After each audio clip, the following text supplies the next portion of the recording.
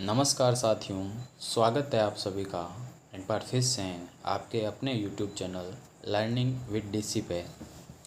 साथियों, ये हमारा अधिगम का पार्ट 2 है, जिसमें हम अधिगम से संबंधित और महत्वपूर्ण सवालों के बारे में बात करेंगे। तो देखिए, शुरुआत करते हैं आज के सवाल से।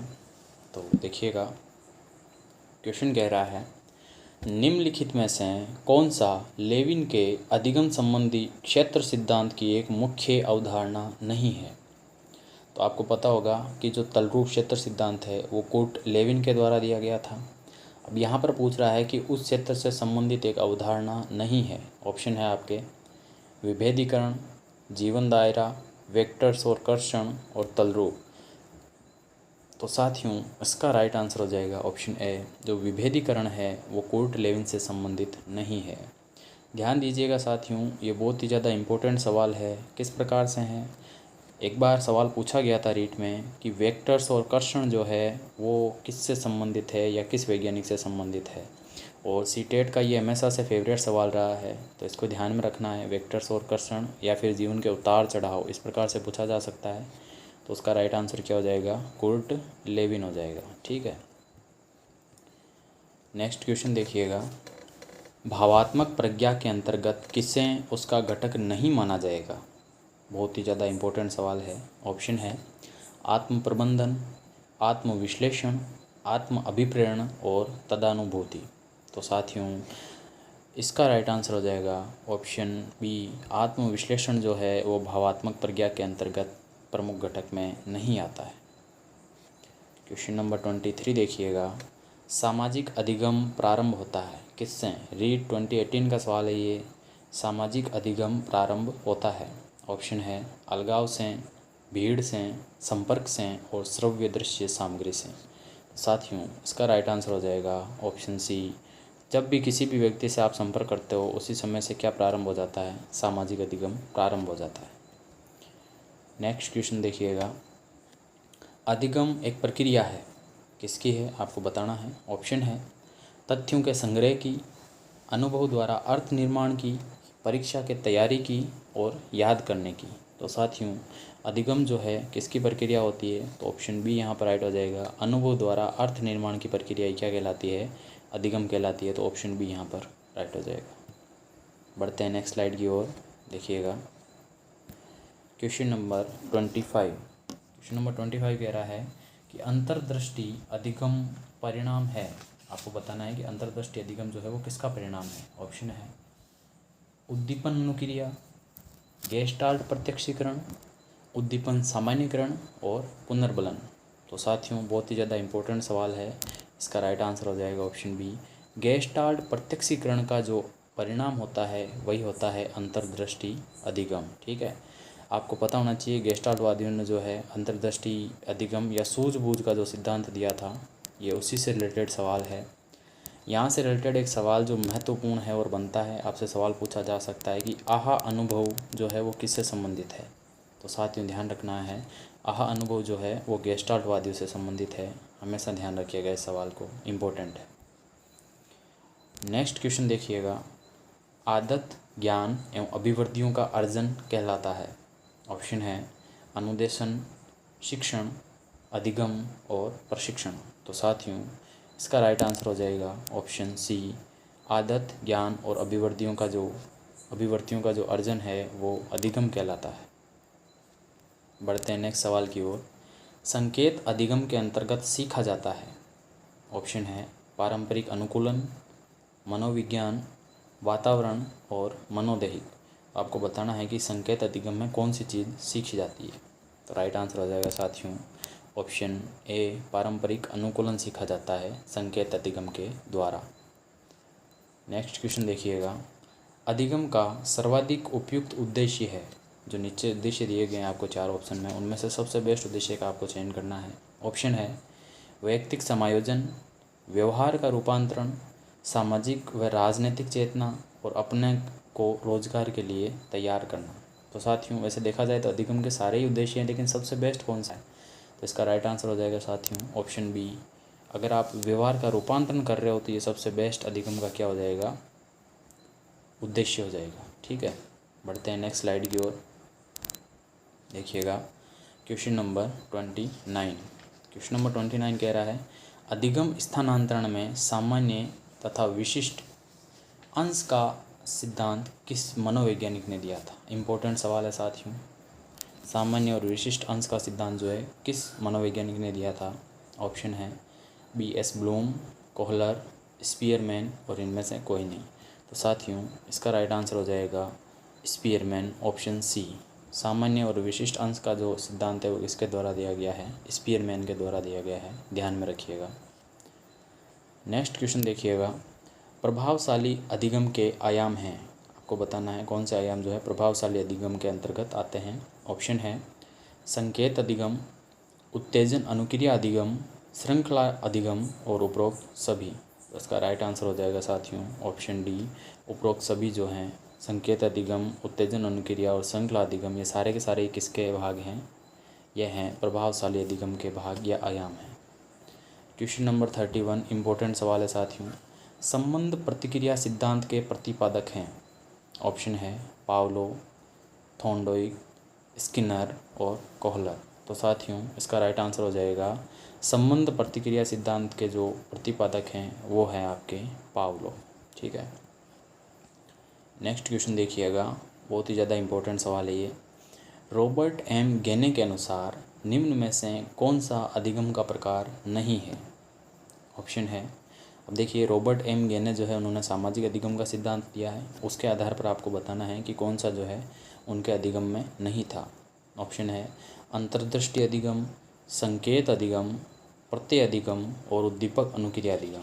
तो साथियों इसका राइट आंसर हो जाएगा अंतर्दृष्टि अधिगम। इसके बारे में हम अभी बात कर चुके हैं। ये किससे संबंधित है, ये है गेस्टाल्टवादियों से संबंधित। किससे संबंधित है, गेस्टाल्टवादियों से। अभी एक बार के लिए मैं आपको बताऊं तो रॉबर्ट एम गेने के अनुसार जो अधिगम के 8 प्रकार हैं वो कौन कौन से हैं। तो देखिएगा सबसे जो निम्नतम है वो तो होता है संकेत अधिगम। ठीक है। उसके बाद अगला वाला आता है उद्दीपक अनुक्रिया अधिगम, फिर उसके बाद आता है श्रृंखला अधिगम। ठीक है। उसके बाद आता है शाब्दिक अधिगम, उसके बाद आता है आपके बहुभेदी अधिगम। नेक्स्ट अधिगम आता है वो आता है प्रत्यय अधिगम। ठीक है, ये वाला। और इसके बाद जो आता है वो अगला प्रकार है अधिनियम अधिगम। और जो सबसे लास्ट और जो सबसे उच्चतम श्रेणी का अधिगम माना जाता है वो माना जाता है समस्या समाधान अधिगम। तो ये बताए थे 8 प्रकार रॉबर्ट एम गेने ने अपने सामाजिक अधिगम के सिद्धांत के अनुसार। आपको सारे याद हो या ना हो, कम से कम इतना याद होना ज़रूरी है कि सबसे निम्नतम जो था वो तो था संकेत अधिगम, और जो सबसे उच्चतम उन्होंने बताया था वो बताया था समस्या समाधान अधिगम। ठीक है साथियों, समस्या समाधान अधिगम। बढ़ते हैं नेक्स्ट स्लाइड की ओर। क्वेश्चन नंबर देखिएगा, अगला क्वेश्चन कह रहा है पुनर्बलन सिद्धांत के प्रतिपादक हैं। ऑप्शन है कोहलर, टोलमैन, हल और कॉफका। तो देखिए पुनर्बलन का जो सिद्धांत है वो किसके द्वारा दिया गया था, C.L. हल के द्वारा दिया गया था। तो ऑप्शन सी यहाँ पर राइट हो जाएगा, हल।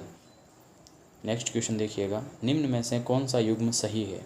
साथियों ध्यान दीजिएगा, इस प्रकार के सवाल मोस्ट इम्पोर्टेंट हो जाते हैं क्योंकि RSMSSB बोर्ड की ये प्रकृति रही है कि इस प्रकार के युग्म वाले सवाल या ऐसे सवाल जिनमें ज़्यादा डेटा समाहित हो सके वो सवाल हमेशा सबसे ज़्यादा पूछता है। तो इसी प्रकार के आपके पैटर्न में सवाल जो है ऐड किए गए हैं। तो देखिएगा ये सवाल क्या कह रहा है कि निम्न में से कौन सा युग्म सही नहीं है। ऑप्शन है ऑप्शन ए अधिगम के प्रकार, और ये संबंधित है कोहलर से। ऑप्शन बी अनुभवजन्य अधिगम, ये संबंधित है कार्ल रोजर्स से। ऑप्शन सी सामाजिक अधिगम, ये संबंधित है गेने से। और ऑप्शन डी अंतर्दृष्टिपूर्ण अधिगम, ये संबंधित है बांडुरा से। तो साथियों इसमें आपको युग्म जो सही है वो बताना है। तो इसका राइट आंसर हो जाएगा ऑप्शन बी अनुभवजन्य जो अधिगम है वो किससे संबंधित है, वो संबंधित है कार्ल रोजर्स से। ठीक है। नेक्स्ट क्वेश्चन देखिएगा साथियों, अनुदेरी उपागम में जिन बालकों का पर्यवेक्षण किया जाता है वे होते हैं। बहुत ही इंपॉर्टेंट सवाल है साथियों। ऑप्शन है, ये रीट 2018 में पूछा गया है वैसे सवाल, कि अनुदेरी उपागम में जिन बालकों का पर्यवेक्षण किया जाता है वे होते हैं। ऑप्शन है नए, विभिन्न, निश्चित और इनमें से कोई नहीं। तो साथियों इसका राइट आंसर हो जाएगा ऑप्शन सी, ये जो बालक होते हैं ये कैसे होते हैं, निश्चित होते हैं। क्वेश्चन नंबर 36 देखिएगा, सीखना व्यवहार में उत्तरोत्तर सामंजस्य की प्रक्रिया है, ये कथन किसका है? इम्पोर्टेंट कथन है। सीखना व्यवहार में उत्तरोत्तर सामंजस्य की प्रक्रिया है, ये कथन किसका है?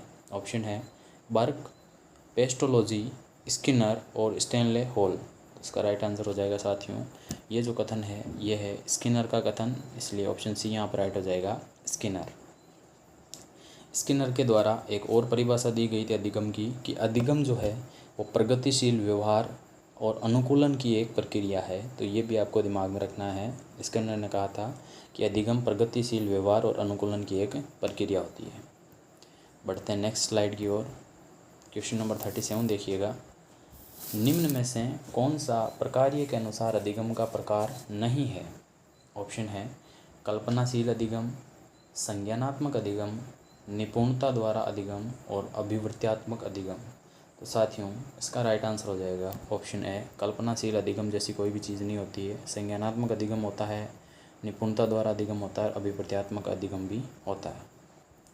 अगला सवाल बहुत ही ज़्यादा इम्पोर्टेंट है साथियों। नेक्स्ट क्वेश्चन देखिएगा। प्रच्छा अधिगम किसके विकास में सहायक होता है? आपको बताना है कि प्रच्छा अधिगम जो होता है वो किसके विकास में सहायक होता है। ऑप्शन है कल्पना, सृजनात्मकता, संज्ञानात्मक कौशल और स्मृति। तो देखिए कहीं जो है साथी उनको लग रहा होगा कि इसका ऑप्शन ए राइट हो सकता है, लेकिन साथियों उसका जो राइट आंसर होगा वो होगा ऑप्शन सी। प्रच्छा अधिगम जो होता है वो संज्ञानात्मक कौशल के विकास में सबसे ज़्यादा इम्पोर्टेंट भागीदारी निभाता है। तो ऑप्शन सी संज्ञानात्मक कौशल। सेकंड लास्ट क्वेश्चन देखिए आज के वीडियो का।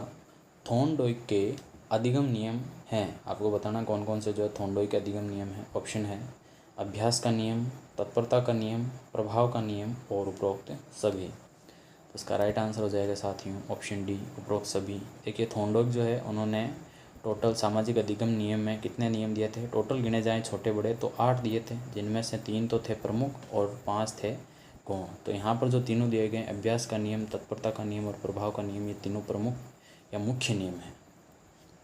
और आज के वीडियो का लास्ट क्वेश्चन देखिएगा। अल्बर्ट बांडुरा द्वारा प्रतिपादित अधिगम का प्रकार कहलाता है। ऑप्शन है सक्रिय अधिगम, प्रेक्षणात्मक अधिगम, अंतर्दृष्टि अधिगम और अनुभवजन्य अधिगम। तो साथियों अल्बर्ट बांडुरा जो है उसके द्वारा जो दिया गया है उसके बारे में बताना आपको, किस प्रकार का अधिगम नियम दिया था इन्होंने। तो इसका राइट आंसर हो जाएगा साथियों ऑप्शन बी, जो प्रेक्षणात्मक अधिगम है वो किसके द्वारा दिया गया था? अल्बर्ट बांडुरा के द्वारा दिया गया था, ध्यान में रखिएगा। तो ये थे अधिगम से संबंधित कुछ महत्वपूर्ण सवाल और उनका ये भाग 2 है। इससे रिलेटेड अभी सीरीज चलेगी, तो साथियों और भी भाग आपको मिलेंगे। अगर आप वीडियो पे नए हैं, अगर आपको कंटेंट पसंद आ रहा है तो वीडियो लाइक कीजिएगा और साथ ही चैनल को भी सब्सक्राइब कीजिएगा। मिलते हैं आपसे नेक्स्ट वीडियो में, तब तक के लिए धन्यवाद। जय हिंद।